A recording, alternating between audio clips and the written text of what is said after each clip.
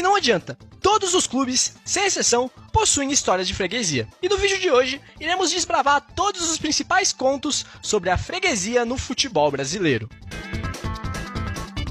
Para começar, vamos definir o que é freguesia. Freguês é aquela pessoa que sempre frequenta um certo estabelecimento, aquele cliente constante. No futebol, o freguês é aquele time que sempre leva a pior diante de outro time específico, como se esse outro time sempre lucrasse em cima desse freguês. Para definirmos se um time é freguês do outro, iremos olhar o histórico de confronto entre eles. Se o time A tiver uma pequena vantagem sobre o time B, normal, nada demais. Agora, se essa vantagem for grande, aí sim pode cravar, é freguês. Também vale a pena olhar os enfrentamentos decisivos entre os clubes. Se houver grande vantagem para um lado, também existe um caso de freguesia aí. Mais dolorido do que ser freguês de um time qualquer é ser freguês do seu rival. E é por aí que começamos nossa odisseia.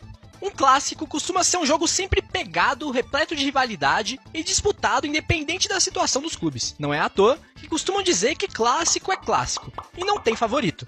Mas olha, tem uns por aí que não é bem assim que a banda toca. No principal clássico paranaense, o famoso Atletiba, quem se dá melhor é o Coxa. São 22 vitórias de vantagem, mesmo passando por fases bem piores do que seu rival. Retrato perfeito do que é esse duelo foi seu jogo mais recente. Pela 24ª rodada do Campeonato Brasileiro, o Coritiba, em último lugar, vindo de 8 derrotas seguidas, enfrentava o Cap embalado, em sexto lugar e sem perder há 10 jogos. Aí eu te pergunto, quanto foi o jogo? Pois é, 2-0 para o Coritiba. Na Bahia, apesar do nome, o Vitória não tem mais vitórias em seu clássico. Ele tem como carrasco o Bahia, que soma 192 vitórias contra 151, uma diferença de 41 jogos. Em Minas Gerais, eles não concordam nem com a quantidade de jogos disputados. Tem uma contagem atleticana e uma contagem cruzeirense. Mas ambas as contagens dizem a mesma coisa. O Cruzeiro é patinho do Atlético Mineiro. E nem adianta reclamar, os números não mentem. Mas, e se eu te contar que o Cruzeiro nem é o maior patinho do Galo? Temos que lembrar do América Mineiro, que apesar de não ser considerado um grande clube, faz o clássico das multidões com o Atlético Mineiro. O que também é muito irônico, afinal a torcida do América hoje é minúscula, mas tudo bem. O que importa aqui é que o Galo soma quase 100 vitórias de vantagem, o que é um completo absurdo. Se o Atlético enfrentasse o América 2 vezes por ano e o América vencesse todas de agora em diante, lá em 2073 o América tiraria essa diferença. Em São Paulo, a situação dos clássicos é bem curiosa. No Majestoso, o domínio é completo do Corinthians. São mais vitórias tanto no Morumbi quanto em Itaquera. Quer dizer, o São Paulo até hoje nunca venceu uma unidade de jogo em Itaquera. Pro São Paulino, aquele estádio representa tudo que há de mal no mundo, literalmente o inferno na terra. No derby, que sempre foi muito equilibrado, a vantagem é palmeirense, pelo maior número de vitórias e também por ter se classificado nos dois principais confrontos, os mata-matas da Libertadores de 99 e 2000. No Choque Rei, quem leva a melhor é o São Paulo. Dos 21 mata-matas disputados entre eles, são 16 vitórias do São Paulo contra apenas 5 do Palmeiras. Ou seja, São Paulo é freguês do Corinthians, que é freguês do Palmeiras, que é freguês do São Paulo, que é freguês do Corinthians, que é freguês do Palmeiras, que é freguês do São Paulo, que é freguês do Corinthians, que é freguês do Palmeiras, que é freguês do São Paulo. Entendeu? Tá, mas aí você percebe que tá faltando alguém nessa equação aí. Cadê o Santos? O Santos apanha pra todos. Sugiro até um teste de DNA para ver quem é o pai do Santos. Porque olha, são vários e vários candidatos. Mas para aliviar um pouco a barra do Santástico, vamos citar os números da Portuguesa. Essa sim é inimiga dos clássicos. Outro que sofre para os rivais é o Botafogo. Tem histórico ruim contra todos seus rivais cariocas. Mas de longe, a maior pedra no sapato do fogão se chama Vasco da Gama. São 158 vitórias vascaínas contra 105 botafoguenses. Esse duelo, que é conhecido como clássico da amizade, pela relação amistosa das torcidas. O que faz total sentido. Eu também não ia querer brigar com um freguês desses. Outro clássico nada equilibrado é Sport e Santa Cruz. O Sport domina o futebol recifense nesse quesito, mas a diferença de vitórias para o Santa Cruz é impressionante. São 66 vitórias entaladas na garganta do torcedor do Santinha.